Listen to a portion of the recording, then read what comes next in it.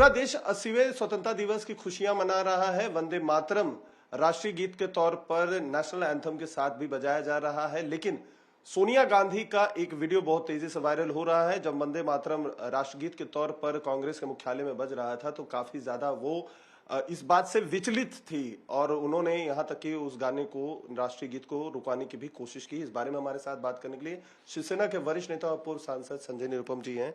Sir, जब भी कांग्रेस का नाम आता है या कांग्रेस नेतृत्व का नाम आता है तो आपका नाम सबसे पहले दिमाग में आता है, क्योंकि आपका रिश्ता कांग्रेस से बहुत पुराना रहा है। लेकिन अब वंदे मातरम जो है गाने को राष्ट्रीय गीत का एक जो है कानूनी दर्जा दे दिया गया है, लेकिन जिस तरीके का वीडियो वायरल हो रहा है, सोनिया गांधी लगातार बेचैन थी इस गाने को रोकने के लिए, राष्ट्रीय गीत बंद कराने को लेकर, आप क्या कहेंगे? देखिए, सबसे पहले मैं सोनिया जी के प्रति बहुत विशेष तौर पर आदर व्यक्त करते हुए कहना चाहूंगा कि आज उन्होंने वंदे मातरम राष्ट्रगीत के प्रति जो हरकत की वो एकदम निंदनीय है। वो निंदनीय इसलिए है क्योंकि वंदे मातरम कोई सामान्य गीत नहीं है। 150 साल पहले बंकिम चंद्र चट्टोपाध्याय ने यह गीत लिखा था और पूरे आजादी की लड़ाई के दरमियान एक एक आजादी का जो अग्रदूत था हमारा, एक एक स्वतंत्रता सेनानी यही गीत गाते थे। अंग्रेजों ने इस गीत गाने के ऊपर प्रतिबंध लगा दिया था, बावजूद इसके गाते थे और इस जुर्म में फांसी की सजा भोगते थे। तो जिन स्वतंत्रता सेनानियों ने वंदे मातरम गीत गा करके देश को आजादी दिलाई, उस वंदे मातरम से सोनिया जी और कांग्रेस को इतना भयंकर ऐतराज शर्मनाक है। क्यों ऐसा ऐतराज है? सबसे पहले तो वंदे मातरम को ही राष्ट्रगीत घोषित करना चाहिए था 1947 के बाद, लेकिन उस समय कांग्रेस के ऊपर तथाकथित तौर पर सेकुलरिज्म का भूत सवार था और वंदे मातरम में बहुत सारे ऐसे वंदे मातरम को लेकर के उस समय के जो मुस्लिम नेता थे उनको ऐतराज था कि वो सर नहीं झुका सकते।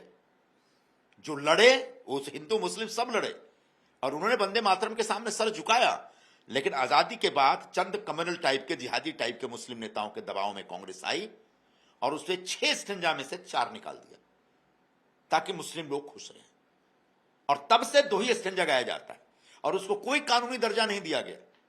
जबकि जनगण मन से ज्यादा पॉपुलर और ज्यादा दिलों को छूने वाला अगर कोई राष्ट्रगीत है तो वंदे मातरम। प्रधानमंत्री नरेंद्र मोदी जी ने 150वीं वर्षगांठ मनाने की घोषणा की वंदे मातरम की, और पूरे देश में धूमधाम से वंदे मातरम की 150वीं वर्षगांठ मनाई जा रही है। अभी हाल में पार्लियामेंट में एक विशेष विधेयक पेश करके वंदे मातरम को कानूनी दर्जा दिया गया और यह आदेश दिया गया है कि प्रत्येक सरकारी कार्यक्रम में, राष्ट्रीय कार्यक्रमों में जनगण मन के साथ राष्ट्रगीत गाया जाएगा और सारे के सारे 6 स्टेंजा गाए जाएंगे।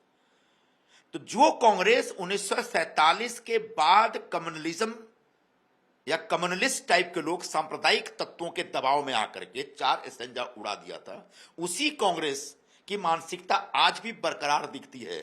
जब सोनिया गांधी जी इस राष्ट्रगीत के बाकी 4 स्टेंजा जब गाए जा रहे थे तब वो ऐतराज करती। सोनिया गांधी जी क्या है? वो सेकुलरिज्म नाम के सिर्फ दिखाती है कि सेकुलर है, दरअसल, इसलिए मैंने कहा, मैं पूरे सम्मान के साथ कह रहा हूं, वो भयंकर कम्युनल है, एकदम सांप्रदायिक महिला है। हुआ ये कि 1998 में जब वो कांग्रेस की अध्यक्ष बनी, उस समय कांग्रेस पार्टी की पूरे देश में छीछालेदर हो गई थी। नरसिम्हा राव की सरकार ताजा ताजा गई थी। नरसिम्हा राव के शासनकाल में बाबरी मस्जिद गिरी, उसके बाद से इनका जो पूरा मुस्लिम वोट था वो इनको छोड़कर चला गया था। तब सोनिया जी के ऊपर दबाव डाला गया कि मुस्लिम वोट को वापस लाना है, और तब वो मुस्लिम तुष्टिकरण की नीति के ऊपर पूरा जबरदस्त जोर दिया उन्होंने, और मुस्लिम वोटों को लाने के चक्कर में पूरी तरह से ऑल इंडिया क्रिश्चियन कांग्रेस हो गए। तब कहीं अंटोनी साहब हैं, कहीं ऑस्कर साहब हैं, कहीं अहमद भाई है, कभी ये भाई हैं, कभी वो भाई हैं। उनके आसपास सारे के सारे नॉन हिंदूज बैठ गए और उनके हिसाब से कांग्रेस पार्टी, जो आजादी से पहले एक धर्मनिरपेक्ष पार्टी के तौर पे जानी जाती थी, जिस पार्टी ने देश को आजादी दिलाने में सचमुच बड़ी भूमिका निभाई, उस पार्टी का ऐसा पतन हुआ कि वो ऑल इंडिया क्रिश्चियन कांग्रेस हो गई और वो पूरी तरह से अल्पसंख्यकों के वोटों के लिए हर तरह के समझौते करने के लिए तैयार हुई। उसी परंपरा को, उसी विरासत को सोनिया जी आगे लेकर चल रही थी। उसी परंपरा को बढ़ाते बढ़ाते 2014 आते आते एक ऐसा समय आया, हां सोनिया जी को टेम्पोरली थोड़ी सक्सेस मिली, लेकिन उस सक्सेस के बाद दृश्य यह बना कि सोनिया जी की कांग्रेस पूरी तरह से पूरे देश में नफरत का पात्र बन गई। पूरे देश में कांग्रेस की पहचान मतलब एक ऐसी पार्टी जो कम्युनल हो चुकी है, जो सिर्फ मुस्लिम वोटों के लिए जीती है, एक ऐसी पार्टी जो एंटी हिंदू हो चुकी है, एक ऐसी पार्टी जो देश को आजादी दिलाने के लिए जिन लोगों ने शहादत की उनका भी सम्मान नहीं करती।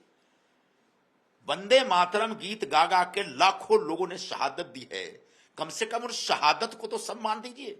और उस शहादत को सम्मान देने का एक ही तरीका है कि पूरा का पूरा वंदे मातरम गीत गाया जाए। हां, आपको अगर व्यक्तिगत तौर पर ऐतराज है तो ऐतराज अपने पास रखिए। आज वंदे मातरम के 6 के 6 स्टेंजा के ऊपर कानून बन चुका है और देश के एक नागरिक होने के नाते सबको उस कानून का पालन करना पड़ेगा, कोई उस कानून से ऊपर नहीं है। तो आज कांग्रेस के मुख्यालय में जो तमाशा हुआ और जिस तमाशे का नेतृत्व सोनिया गांधी जी ने किया, उसका हम निषेध करते हैं और कांग्रेस पार्टी को पूरे देश से, अपने देश के तमाम शहीदों से माफी मांगनी चाहिए। सर, जैसा कि आपने कहा है कि कानूनी दर्जा भी इस जो है राष्ट्रगीत को मिल चुका है, तो जिस तरीके का रवैया सोनिया गांधी का रहा है, तो आपको लगता है कि उनके ऊपर ऑफेंस भी रजिस्टर करना चाहिए? क्योंकि खड़गे जी भी उनको समझाने की कोशिश कर रहे थे, लेकिन वो तैयार नहीं हो रही थी कुछ भी सुनने को। सोनिया जी बहुत खुशी खुशी चाहेंगी कि उनके खिलाफ कार्रवाई हो, कानूनी कार्रवाई हो। क्यों? क्योंकि उससे उनको लगेगा कि उनका अल्पसंख्यक वोट बहुत खुश हो जाएगा। लेकिन अल्पसंख्यकों को मैं समझाना चाहूंगा कि सोनिया जी अगर गैरकानूनी काम करती हैं, सोनिया जी अगर राष्ट्र विरोधी हरकत करती हैं, तो उस पर आप प्रसन्न मत होइए। और उस खुशी में आकर अगर आप उनको वोट देते हैं, उनके साथ चलते हैं, मतलब आप भी राष्ट्र विरोधी हो गए, आप भी देश के कानून का सम्मान नहीं करते हैं। तो अपने तमाम मुस्लिम साथियों को आगाह करना चाहूंगा कि सोनिया जी के इस नौटंकी के प्रभाव में, दबाव में, इसके आभा में आने के बजाय जो देश में कानून है उसका सम्मान करना सीखिए। जो देश में एक राष्ट्रीय मुख्य धारा है उसको पहचानिए, उसमें चलिए। नहीं तो ये कांग्रेस वाले पूरे 70 साल तक आपका शोषण करते रहे, तथा कथित तौर पर सेकुलरिज्म के नाम पर। आज वो बुरी तरह से पस्त हो चुके हैं, हार चुके हैं। फिर से उनको जिंदा होना है तो आपका सहारा लेकर जिंदा होना चाहते हैं। उसके बाद भी आपका भला नहीं करेंगे, सिर्फ कांग्रेसियों का भला होगा।